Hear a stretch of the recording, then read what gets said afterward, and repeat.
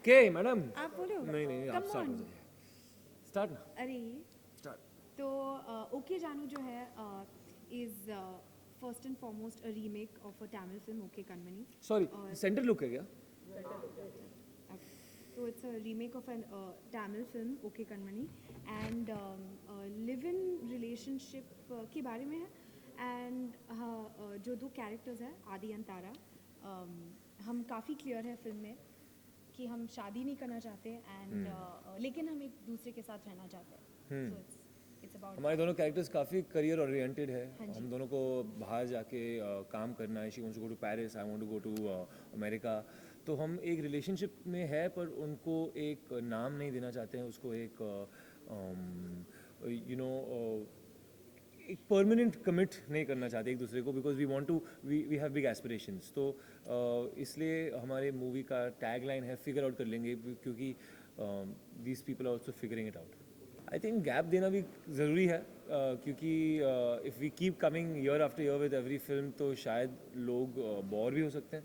तो it's important to give a bit of a gap. But actually ये reason नहीं थी, हम दोनों को ऐसी कोई फिल्म या स्क्रिप्ट ऑफर नहीं हुई थी नहीं हुई ऐसी थी जो जिसे हम दोनों को पसंद आए। पसंद आई। हाँ, तो वी फेल्ट कि ये फिल्म हम दोनों के लिए परफेक्ट थी, क्योंकि ये आशिकी से काफ़ी अलग फिल्म है and we were getting a chance to try something new as a couple. Think उस वजह से क्योंकि वो सुपर हिट फिल्म थी, हमको एक कॉन्फिडेंस भी मिली थी कि ये फिल्म एक्सेप्ट हुई है साउथ में, लोगों को पसंद आई है। तो we got a lot of confidence because of that. We felt कि यार it's better than making a remake of a flop film, because आपको पता है कि already it's been accepted. Over and above that of course एक responsibility है, but कोई भी फिल्म हो जब आप शुरुआत कर रहे हैं प्रेशर तो है ही, नर्वस हर एक एक्टर आई थिंक फील करता है, डायरेक्टर फील करता है, जो इम्पॉर्टेंट है आई थिंक। तो this was no different, but definitely लोगों को ओके कणमणि बहुत पसंद आई, दे लव दैट फिल्म। लोग तो कंपेयर करने ही वाले हैं, that you can't stop, and वो नेचुरल है, बट आई होप कि we just meet our own expectations. Absolutely. पर लेकिन जैसे इन्होंने कहा कि प्रेशर एक्चुअली हर फिल्म के साथ you feel it, you feel कि डेफिनेटली जो ऑडियंसेस है वो एक एक्सपेक्टेशन रखती हैं, दे होप कि आप दोबारा उन्हें एंटरटेन कर पाए एंड तो वो एक्चुअली हर फिल्म के पहले तो pressure is definitely there. I think ये कुछ सही या गलत नहीं है। आई थिंक ये इंडिविजुअल के ऊपर डिपेंड होता है। I think live in relationship पे इतने फिल्में बन रही हैं क्योंकि ये सोसाइटी में ये चीज़ अभी हो रही है। People are living in with each other more and more, and I think इसलिए directors and writers are writing about this subject. मेरे काफ़ी फ्रेंड्स हैं जो लिव इन रिलेशनशिप्स में रहे हैं, एंड कोई कोई के लिए ये वर्कआउट हुआ है and for some people is not worked out, but I don't feel कि ये नेगेटिव चीज़ है, एंड आई डोंट बिलीव कि इससे शादी से कुछ लेना देना है। You know, if people want to get married they get married, if they want to live in with each other, एक दूसरे को अच्छी तरीके से जानने के लिए साथ में रहना चाहते हैं, तो I feel there is nothing wrong with it.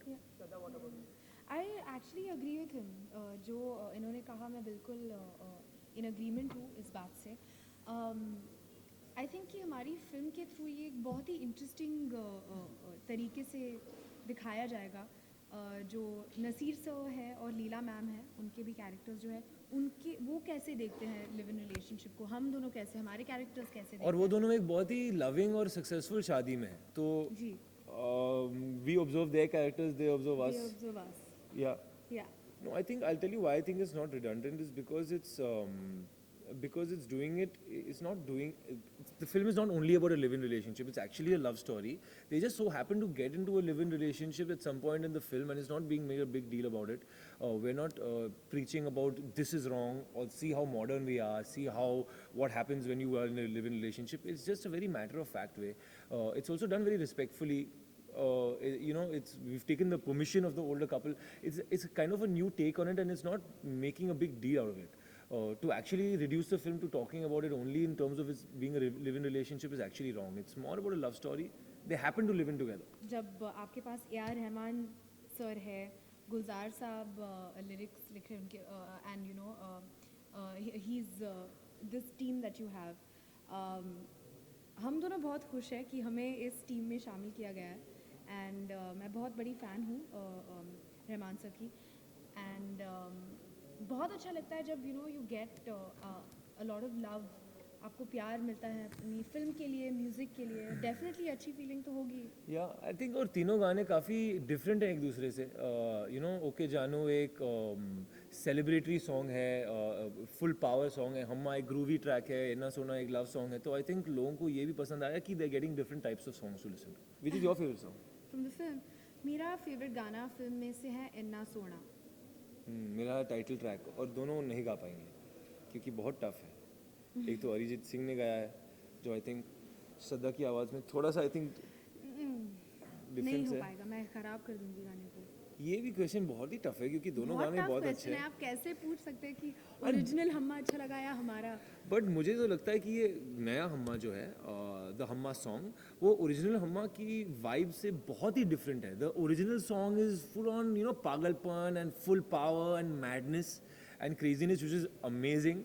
And the new Humma song is a little more groovy and little more bassy and it's got rap. So I think इतने different है एक दूसरे से कि they're two different types of songs. So I love both. We took a lot from OK Karmani A क्योंकि lot. हम दोनों को वो film बहुत पसंद आई. We love that film. That's the reason we did this. And we were in awe of the performances. तो I think we had a lot to. देखिए उनकी परफॉर्मेंसेस को रेप्लिकेट करना आई थिंक वो थोड़ा फूलिश होता क्योंकि we all bring our own personalities to our roles. पर to try and capture the essence of what the both of them did was our job. And that's what we try to do. As long as the film is releasing, we're happy with it. I actually haven't been in touch with Shah to know कि even I. क्या कटा है क्या नहीं. But 4 cuts, I guess I would have thought there should be no cuts, but it's okay. My experience with working with शाद अली, तो actually जब मैं शाद से मिली थी and this was I think before okay Jaanu and everything, मैंने उनसे कहा था कि मुझे उनकी साथिया फिल्म एंड बंटी और बबली बहुत पसंद है and I love those movies. And definitely एक जो मेरा एक मेंटल लिस्ट है of directors to work with, उनका नाम उसमें था. तो बहुत अच्छा लगा जब he offered me OK Jaanu and it's been a blast working with him. उनका जो एनर्जी है सेट पे वो बहुत ही कंटेजियस है, बहुत एनर्जेटिक है वो सेट पे. तो पूरा जो उनकी एनर्जी है वो स्प्रेड हो जाती है सब में. So it's great.